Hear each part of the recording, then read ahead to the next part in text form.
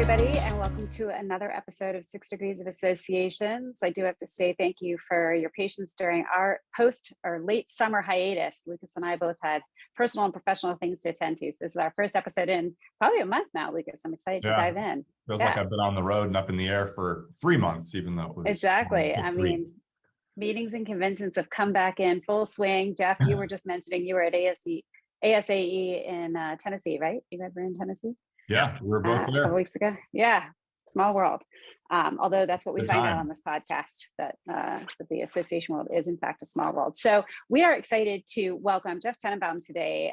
He is an attorney in the association space, but I'm not going to steal his thunder. I'm going to let him introduce himself. But we're excited to have him here to talk about, once again, a completely different field of conversation than we've ever had out of 45 episodes. It's still crazy that we can approach new topics every time. So Jeff, without further ado, would you mind introducing yourself for our audience? Sure. It's not too bad that you went through 45 episodes without coming to a lawyer, so that's not bad. Exactly right. But you're necessary, so. Glad to be on your program. So I'm an attorney in private practice in Washington, D.C., managing partner of Tenenbaum Law Group. We're a 4-lawyer, 1 paralegal boutique law firm that focuses exclusively on the representation of associations and other nonprofits, primarily as outside general counsel. I spent most of my legal career, 19 years, chairing the nonprofit practice at a large law firm called Venable. We started this firm beginning of 2020 to be able to do this on a smaller scale, kind of boutique basis, with all of the advantages that a small firm brings, which has resonated very, very well in the association community. We represent about 550 nonprofit organizations right now, primarily national organizations. Probably about 60% of them are trade and professional associations, and the other 40% are other types of nonprofit organizations, primarily 501c3s. We work with associations that have in-house lawyers, many that don't, small, medium, very large size organizations all over the place. And we deal with a very broad array of all of the different legal issues that associations face. I actually got my start in this field working at ASAE in the public policy division, and later managing the legal section when I was going to law school at night after a few years of working on Capitol Hill. That's how I discovered the world of associations and association law. And 26 years later, I've been doing nothing but that. And it's been a very fun ride. And I love the field. I love the association community. I live and breathe it like you guys do. And anyway, happy to be with you guys here today. It's hard not to stumble into them in our area. Yeah, the DC area, certainly. I was about to say, we might need to have you back on as a business development expert to go starting your company in 2020 and having 550 associations. Way to go. That's pretty spectacular. Yeah, I was a little concerned, 2.5 months in when the pandemic hit. I didn't know what was going to happen, but now we've grown quite rapidly. And part of the reason we grew so rapidly in 2020 is, as you know, association meetings and conventions were all shut down, mostly because states and cities and counties across the country were banning large gatherings. And so that's an area of law that I've always done a ton of work in terms of meeting and convention contracts and whatnot. Wow. So I got out there and started with ASAE, was on a big webinar that they did, and then ended up doing tons of other webinars and writing articles all about kind of meeting contracts and COVID and how can you get out of your contracts without paying massive cancellation penalties. And we probably brought in about 150 association clients in 2020 who just on those issues who wanted our help. We were very successful in getting virtually all of them out of their contracts or rolling over to future years without having to pay cancellation penalties. And then many of those associations really like the work that we did and how we do it and how cost efficient we are. And many of them now use us as kind of their primary outside counsel. So while the pandemic was horrible and remains horrible in so many respects, there was that silver lining for our law. And so we've grown quite rapidly. That's pretty amazing. Congratulations. I mean, in any disruption, whether it's a good one or a bad one, often it's great to see that people pull that disruption into creative disruption and create a market for themselves. So that's awesome. Congratulations. So speaking about associations, so Lucas is heavily involved in associations. I sort of play his weird sidekick that isn't always in the business. And so I am so curious when someone says association law, like, tell me, give me like 5 top hot button issues that you're working on in the association, in the legal world of associations. So when I say association law or nonprofit law, when you go to law school, most schools don't have any class on nonprofit law or association law, because what it really is it's more of an industry focus. It's not an area of law focus. So I view association law as how do dozens and dozens of areas of law uniquely affect associations, right? So associations deal with all different legal issues. Some of the legal issues that they deal with are really no different than for-profit companies. Probably employment law is the most common example. Right. We do have some unique issues in terms of volunteers and interns, but and in the role of boards of directors that sometimes touches on employment law. But there's no separate employment law for associations versus for-profit companies. But in many other areas of law, there are a lot of unique differences. Like we just talked about meetings and contracts. So all associations, for-profits deal with contracts all the time, deal with meeting contracts, but kind of the association meeting and conference contracts it's kind of a unique animal. It's very unique and specific, and they're very different from other sorts of contracts. So that's one area that's very unique. There's a whole section of the federal tax code that's dedicated to tax exempt organizations. Most associations are about 2/3 of all associations are exempt under section 501c6. About 1/3 are exempt under 501c3. And so they're very much regulated by the tax code, limitations, prohibitions, reporting requirements, unrelated business income, limitations on excessive compensation for executives, things like that. So that's very unique to associations, and especially the rules for 501c6s, are very different for associations. Other areas of law, even things like antitrust issues have a very unique application in the association space, because associations are combinations of competitors. They automatically trigger one of the requirements for an antitrust violation under some of the principal federal and state antitrust laws, like the Sherman Act and the FTC Act. And so associations have always had to do a lot to mitigate risks in the antitrust area when it comes to things like price fixing and group boycotts, market allocation, other things like that, association certification and accreditation programs, member codes of ethics, enforceable codes of ethics. These things bring in significant antitrust risks. So we do a lot of work in that area. Even intellectual property, copyrights and trademarks come into play in all different areas, but protecting your copyrights and trademarks, licensing them, not infringing others. And there's a lot of unique applications in the association space. We deal with contract reviews. We deal with the regulation of lobbying and political activity. We deal with defamation issues. We deal with a lot of corporate governance and bylaws, codes of ethics, conflicts of interest. These are things that we're dealing with all of the time in the association law space. So it really covers the gamut of so many areas of law, some unique to associations, some not. But associations have to deal with these. And part of the reason I think I and we as our firm have been so successful is not only do we know the areas of law very well, but we have a really deep understanding of associations, how they operate, what makes them different, the politics, the culture, the role of the board. And so being able to give really good practical advice that takes that broader context into consideration really helps make us a lot more effective as association lawyers. Feel like I just drank from the fire hose, Jeff. It sounds like you have an arrow in your quiver for just about everything. I think they're expanding internationally in a lot of ways. It's becoming easier to just communicate globally.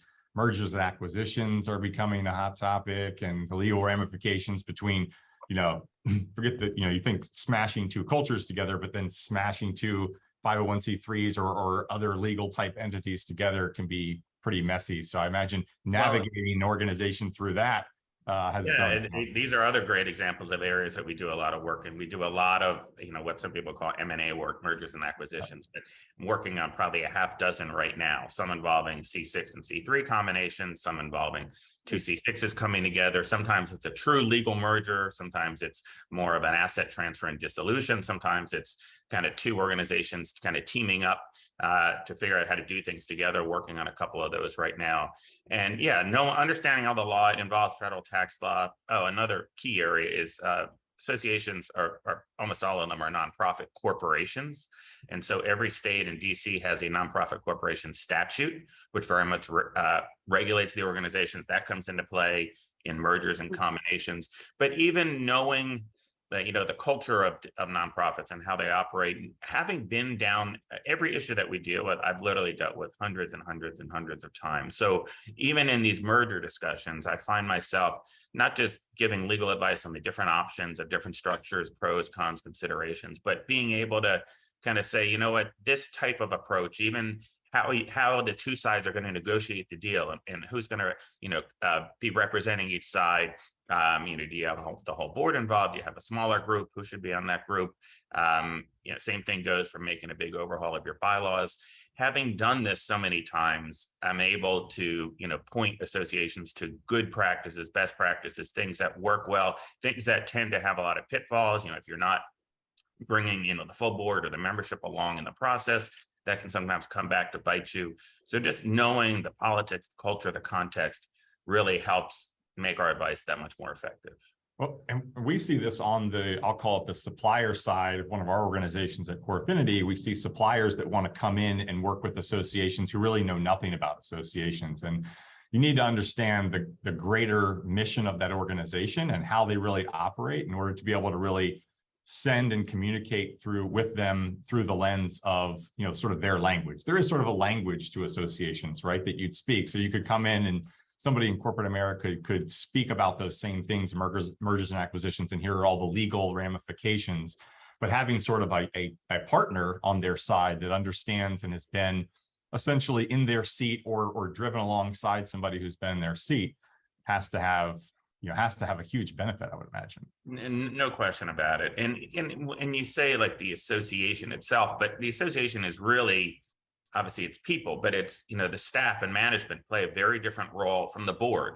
And right. The board plays a very different role from the broader membership, assuming it's a membership organization like most associations are. And even the board versus the role of the executive committee and other committees, and then the members and then the staff. Like I do a lot of association board kind of governance and legal trainings. And those are some of the things that I talk about, understanding the role of those different groups and how kind of an effective association that operates effectively. I believe, each of those groups has to know where their lane is and stay in the lane. And like if you have the board doing committee work, that's not going to work well. If you have the board micromanaging the CEO and other staff, that's not going to work well. And so understanding how all of those things should work really helps to make even like a merger or any sort of combination that much more successful. Yeah. Is there anything? Oh, sorry.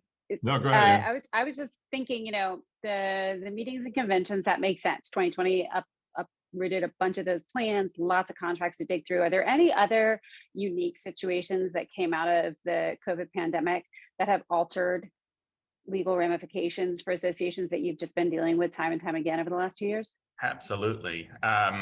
One, probably we spent most of 2020 saying two words every day, many, many times a day: force majeure. It's the provision in most contracts. It says if some unforeseen event happens that makes it illegal or impossible or sometimes commercially impracticable for you to fulfill your obligations under the contract, then you can get out without penalty, without cancellation penalties, right. which are almost always written into these meeting contracts. But then 2021 comes around, vaccines start to come online. Some of our association clients started to have in-person meetings again. Obviously that continued, as 2021 rolled on, and then certainly into 2022. And thankfully, in-person meetings and conventions are very much back. I find myself on the road constantly going to different meetings, and it's very refreshing. But in 2021, the big issue was, how can we put on in-person meetings and conferences safely from a liability risk in protecting our attendees and our staff in the midst of a global pandemic that was still very much ongoing. So pivoted from a lot of speaking presentations on cancellation and force majeure to things like vaccine requirements, liability waivers. What sort of protocols do you have to have in place at your meetings in order to protect everyone and mitigate your liability risk? What sort of obligations do you want to put on the hotels and the convention centers to make sure that they're doing to protect everyone? And that was a massive area of focus. That's kind of really tapered off at this point, but through much of 2021, every day, constantly on the phone with clients and giving webinars on other things on those issues.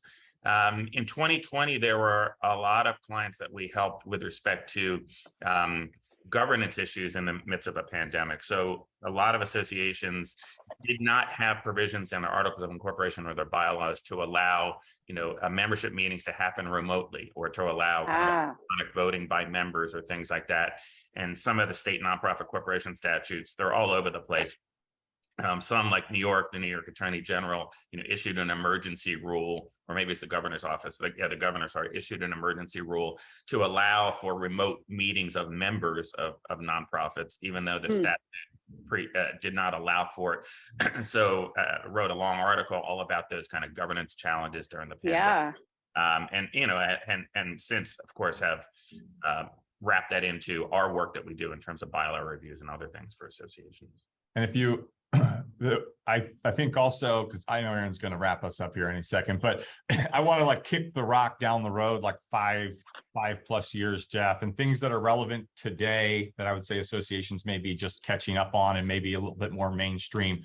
Are there those issues within associations that you're starting to think about, like metaverse and blockchain and NFTs, the liabilities and exposure? Are you having any of those conversations yet with associations? Or are we still 5 years away? Not really. For some of the charities, we get into, like gift acceptance policies. Will you accept, certain types of alternative currencies and things like that? Some will, some won't. But really, not really so much in the association world yet. But one other good example, Aaron, to follow on your question, where we've done a lot of work over the last 2 years is workplace reopenings. In the midst of the pandemic. How can you do this safely? Again, vaccine requirements, exceptions that are required under the Americans with Disabilities Act to make reasonable accommodations for people that have qualifying disability. What sort of protocols you're going to have in the office? That was a huge area of focus of ours. Sure. Yeah. And as a person who has recently been diagnosed with long COVID, I can only imagine now, what are you thinking about as far as the ramifications of the pandemic as the virality of it slows down, but the repercussions of it and what do companies need to do as far as long-term disability and such. So as Lucas said, go ahead. When I follow on Lucas' question, we've talked about some of the hot button issues that have arisen, during the pandemic. But I get asked this a lot, what are the new developments in association law? And there always are some things, but to be frank, I've been doing this a long time. Most of the, the issues that we deal with now are the issues I was dealing with 26 years ago. The core laws in this area really don't change much. The tax code, there were a number of changes in the 90s that affected associations with corporate sponsorships and the lobbying tax law, and new guidance in terms of royalties that came out from court rulings and things like that. But most of the stuff doesn't really change much. All these, the state nonprofit corporation statutes get amended. There's a new version of the Model Nonprofit Corporation Act that's about to come out, and that'll require changes. The states will make changes, and then bylaws will need to be amended. But so many of these issues, the antitrust laws haven't changed in over 100 years. Right. And the way to enforce them with associations really hasn't changed. Employment laws, sometimes there's new laws that come on the books. In DC, we have a paid family leave, law that took effect, but most of the stuff really doesn't change very much. So, basic contract law issues and negotiation strategies and everything else. And so while there are some new developments all the time, most of what we counsel clients on really doesn't change very much. Yeah. Well, I feel like I could go to law school now, and there's so much that we could have picked up on there. We have a lot to learn at law school. Apparently. We have a lot to learn. But this has been a great 15-minute sort of quick fire session with you, Jeff, to open up the world and the aperture for our audience to see what do they need to be potentially consulting you about if they haven't thought about it just yet. But thank you so much. One other thing I did want to tell your audience, if you're interested in any of these issues, we have a ton of resources on our law firm's website, far more than most big law firms do when it comes to association law. We have, if you go to tenenbaumlegal.com, which is our website, there's a tab for publications where we have hundreds of articles and PowerPoint presentations on all of these different legal issues that I've talked about. We also have a tab now, especially since the pandemic and kind of the Zoom and everything else coming in full force into the association world, is there's actually hundreds of recorded webinars on there and all of these different topics. So there's different tabs for those things, but if you're interested, and we're constantly posting new stuff as well. So be sure to check that out. That's great. That's awesome. Do you have, to wrap us up, do you have anyone that you think our audience might benefit from hearing from that's in your network that perhaps we might not have spoken with before that you would recommend? I have a lot. I have a big network. Okay. Great. Give us one. Let me give it some thought, and I will follow up with you guys. Okay, great. We will post that in the LinkedIn post. But Jeff, this has been wonderful. Thanks so much for your time. I know it's important, and we'll get the $300 bill. What? $700 bill later. How many minutes did we take? This is pro bono. Just kidding. Pro bono. Pro bono. Just kidding, everybody. I just scared Lucas. I feel honored, bad. Thank you, Jeff. A little lawyer joke. Right, well, thank you, Jeff. Really appreciate it.